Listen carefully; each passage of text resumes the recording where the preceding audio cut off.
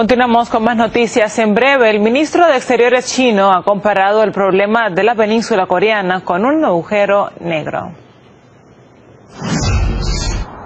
Según el diplomático, la situación en la zona ha entrado en una espiral sin salida, un círculo vicioso sin perspectivas optimistas.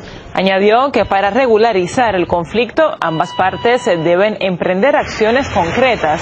La suspensión del programa nuclear por la parte norcoreana y de los ejercicios militares conjuntos a gran escala por parte de Estados Unidos y de Corea del Sur. Advirtió que solo así se crearán las condiciones necesarias para un diálogo y negociaciones productivas. El presidente de Rusia, Vladimir Putin, ordena comenzar la retirada de tropas rusas de Siria. Da por concluida su misión antiterrorista allí. Lo ha hecho durante una visita a la base aérea de Hmeimim en la nación árabe. El recorrido ha contado además con la presencia del mandatario sirio Bashar al-Assad y del ministro ruso de Defensa Sergei Shoigu. Está Semyon Senderov con toda la información aquí con nosotros. ¿Qué tal, Semyon? ¿Qué tal, Diana? Danos detalles un poco sobre esta situación. Efectivamente, una buena noticia, ¿no? Poco más de 2 años de lucha contra el terrorismo y Vladimir Putin iba a Egipto y de paso visitó Siria, como bien has dicho, la base de Hmeimim. Pues en este contexto lo recibió, como lo vemos aquí, el presidente sirio Bashar al-Assad, también el ministro ruso de Defensa Sergei Shoigu. Entonces, en ese contexto, Vladimir Putin ha felicitado a las fuerzas rusas y también a las fuerzas sirias por haber combatido al Estado Islámico en este país árabe. Vamos a escucharlo. ¿Cómo no? Las Fuerzas Armadas de Rusia, junto con el ejército sirio, destruyeron al grupo de más capacidad combativa del terrorismo internacional. Entonces, en ese contexto, Vladimir Putin ha ordenado la retirada de la gran parte de las fuerzas armadas rusas que están en la base siria de Hmeimim. Pues ha asegurado que se ha cumplido el objetivo. El objetivo era precisamente ayudar al ejército sirio a combatir los terroristas. Y además, en ese contexto, pues se preguntaba cuánto tiempo tardarían para sacar esas tropas. Pues según el jefe de Comité de Defensa de la Cámara Alta del Parlamento, unas semanas. Entonces, como conclusión, Siria ha quedado como un estado soberano independiente, lo dijo el presidente ruso. También los refugiados que se habían huido de ese país árabe se están regresando. Y también hablamos de las condiciones, como no, de las condiciones creadas para un diálogo, un arreglo político en ese contexto. Ese era el objetivo, ¿no? Ayudar al gobierno sirio a combatir los terroristas y luego ya crear condiciones para un arreglo político. Recordemos que lo hizo Rusia a petición del mismo país árabe, a petición de Siria en otoño de 2015, cuando pidieron ayuda para combatir los terroristas. Y en todo este tiempo, en poco más de 2 años, como hemos dicho, pues han logrado destruir más de 90.000 objetivos de los terroristas, la infraestructura. También combatieron a más de 50.000 yihadistas en ese país. Y también el arreglo y el poder ir avanzando en estos 2 años ante las ciudades que han sido totalmente asediadas por el terrorismo. La reforma fiscal del presidente Trump está a un paso de hacerse realidad. En los últimos días se tambaleaba, pero finalmente los republicanos cerraron filas. Se espera que el Congreso la vote la próxima semana, pero ¿cómo ese voto afectará a nuestras finanzas personales? Aquí lo explicamos. Hoy el presidente Donald Trump comenzó el día contento. La reforma fiscal es un triunfo para él, pero dijo, es un regalo navideño para la clase media. Ayer los republicanos en el Senado aseguraron los votos para aprobar la ley la semana que entra, pero más allá de la trama política, ¿qué significa esto para su bolsillo? El proyecto contempla 7 nuevos grupos de ingreso en donde quienes menos ganan pagarán el 10% de impuestos. ¿Y los latinos? De acuerdo con un reporte de la Reserva Federal, el ingreso promedio de una familia hispana es de unos $38,000 al año. Esta familia pagaría el 12% de impuestos en lugar del 15%. Y quienes más ganan también verán una rebaja.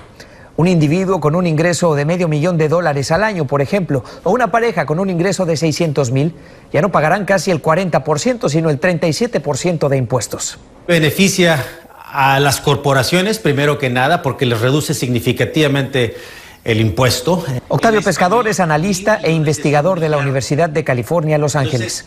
Afirma que la reforma incluirá aspectos que podrían afectar a los más pobres. Y a los que tienen poco, que van a seguir pagando y ya no van a poder deducir, por ejemplo, la hipoteca y otros gastos en ciertos estados como California y Nueva York, a esos les va a pegar mucho. Uno de los grandes cambios de esta nueva ley que entrará en vigor el año entrante es una reducción de impuestos para corporaciones, que irá del 35% al 21%. La principal preocupación de los demócratas y opositores a la ley es que la reducción de impuestos endeudará más al país. Pero el presidente asegura que su reforma atraerá más inversiones y acelerará la economía. Un nominado del presidente Donald Trump para juez federal no pudo responder preguntas básicas para ocupar el cargo. Un video viral muestra cómo Matthew Peterson no puede contestar afirmativamente una sola pregunta del legislador republicano John Kennedy, quien indaga sobre su experiencia profesional. Tampoco supo definir conceptos básicos legales. Have any of you not tried a case to verdict in a courtroom? Mr. Peterson. Have you ever tried a jury trial? I have not. Civil? No. Criminal? No. Bench? No. State or federal court? I have not. Okay. Have you ever taken a deposition? Y así el presidente Trump nominó a Peterson para ocupar uno de los asientos en el Juzgado Federal de Washington, uno de los más importantes de este país. Desplazados por la violencia, migrantes mexicanos llegan por oleadas a la frontera y piden asilo en Estados Unidos. En menos de 5 días, más de 100 de ellos viajaron a Tijuana huyendo del crimen organizado. Cada vez más cerca, pese a las críticas y a los obstáculos políticos, la reforma tributaria del presidente Trump podría pronto ver la luz, pero ¿qué significa eso para el bolsillo de los latinos? El reencuentro que no fue. La angustia crece en 120 niños que esperaban ver a sus padres después de meses de separación. El gobierno de Venezuela lo impidió, alegando irregularidades en la documentación de los menores. Comenzamos en la frontera de Tijuana, donde decenas de mexicanos duermen a la intemperie, pero no por un desastre natural, sino por la violencia que se vive en el país y que no tiene indicios de ceder. Eran residentes de los estados de Michoacán y de Guerrero que dejaron sus casas y dejaron todas sus pertenencias atrás para salvar la vida. Huyen del narcotráfico y están pidiendo asilo en Estados Unidos para empezar de nuevo. Aldo Mesa nos reporta. Uno está huyendo, pues, más que nada de su propio país. Su intención es salvar la vida. Asegura que de otro modo moriría a manos del crimen organizado. Pero él no es único. Al menos 100 personas provenientes de Michoacán y Guerrero llegaron en menos de 5 días a la frontera de Tijuana con una meta: solicitar asilo al gobierno de los Estados Unidos. Pedro huyó de Michoacán ante el miedo de que sus familiares fueran reclutados por el narcotráfico. Asegura que las amenazas son constantes. Y el que no quiere trabajar con ellos, lo amenazan matando a su familia o agarran familiares, a quien sea que agarren. Son familias completas. Huyeron de sus estados solo con la ropa que traían puesta. Ellos duermen afuera del puente fronterizo El Chaparral, bajo temperaturas gélidas. Juan huyó de Acapulco para no ser una víctima más ante la ola de asesinatos en Guerrero. He perdido muchas amistades por esa pelea que se vive ahí en Acapulco de los cárteles. Para el vocero de seguridad de Guerrero, huir de ese estado, como lo hizo Juan, tiene una explicación. Actualmente, el estado de Guerrero ocupa el primer lugar en el número de homicidios dolosos. Y es que diariamente en Guerrero son asesinadas en promedio 6 personas, lo que hará que el 2017 sea considerado el más violento de los últimos 20 años en la entidad. El Instituto Nacional de Migración se ofreció para trasladarlos a albergues, pero estos se negaron. Y no se moverán, dicen, hasta que su grito de ayuda sea escuchado por el gobierno de Estados Unidos. En Ciudad de México, Aldo Mesa, Noticias Telemundo. Y ante la violencia en el país, el Congreso mexicano aprobó la controvertida Ley de Seguridad. Se trata de un marco jurídico para que el ejército actúe como policía de forma indefinida en los estados que tengan amenazas en la seguridad nacional. Activistas, como el actor Diego Luna, se oponen a la medida, entre otras cosas, por las violaciones a los derechos humanos que se han documentado a manos de las Fuerzas Armadas. Falta que el presidente Enrique Peña Nieto promulgue la ley. Las constantes protestas de grupos de derechos humanos sobre maltratos en los centros de detención rindieron frutos. Funcionarios de la oficina del inspector general visitaron de manera sorpresiva 5 centros y, como nos reporta Claudia Mendoza, encontraron irregularidades en varios de ellos.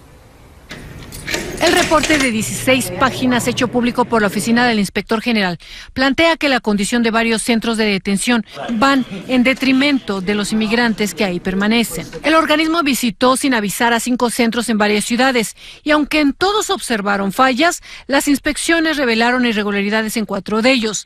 Entre los hallazgos se detallan casos de maltrato, intimidación, amenazas y hasta privación de los derechos.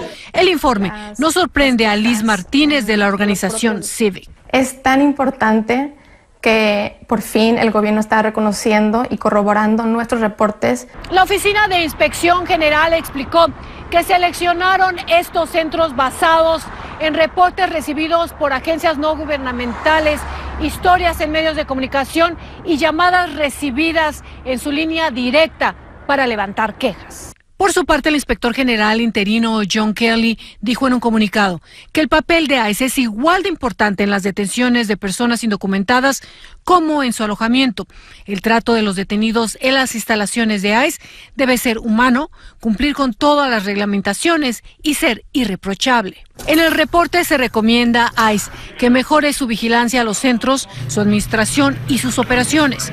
La Agencia de Inmigración informó que ya comenzó a tomar medidas correctivas. Aún así, debe someter evidencias que las deficiencias fueron corregidas. Por su parte, activistas esperan que esto abra la puerta para que se investiguen los más de 200 centros para indocumentados en todo el país. Lo que estamos viendo no es nada, pero sí refleja lo que está pasando en todo el sistema. En Los Ángeles, Claudia Mendoza, Noticias Telemundo. El gobierno de Estados Unidos está bloqueándole ilegalmente a 2 menores inmigrantes la posibilidad de abortar. Así lo denunció la Unión Estadounidense para las Libertades Civiles, que ya presentó un caso similar a principios de año. Ahora dijo que las afectadas llegaron solas a la frontera, están bajo custodia federal y piden la interrupción de sus embarazos. El Departamento de Salud ha defendido su política de no facilitar los abortos. El mismo juez que resolvió la primera demanda a favor de la niña supervisa ahora estos casos y fijó ya audiencia para el lunes.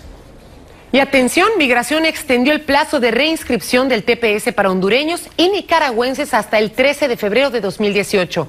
La agencia precisó que los 62,000 beneficiarios de ambos países tienen que entregar unos formularios para el permiso de estancia legal y el de trabajo. Debido a que muchos hondureños no recibirán los nuevos papeles a tiempo, el Departamento de Seguridad